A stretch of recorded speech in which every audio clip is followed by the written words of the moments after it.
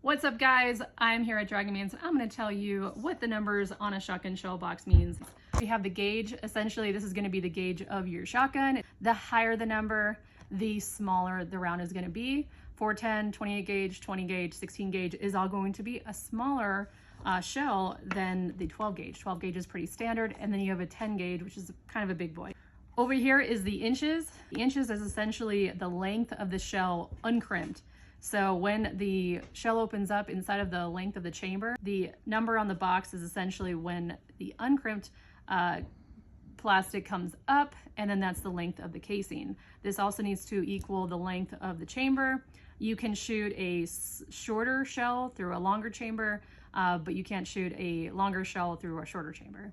Okay, over here we have the velocity. The higher the number, the more the gun's probably going to kick and the more recoil it's going to have. This is the speed at which it leaves the chamber. It's good though, because if you don't have a lot of velocity, it may not hit the object that you intended to hit with a lot of impact. Okay, now we have ounces on the box. The ounce is essentially the weight of the pellets inside of the shell. So the pellets that came out of this guy weighs 0.99 or 1 ounces. So 1 ounce is right here. It is going to be the number minus the weight of the shell.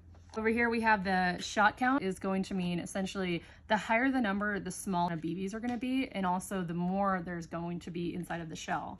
The smaller the shot number is, the larger the pellets are going to be, but the least amount there are going to be inside of the shell. Okay, so that sums it up. Now you can go out and buy your shotgun shell boxes, a little bit more knowledge, and you're going to base those numbers off of the activity that you're going to do and obviously the type of shotgun that you bought.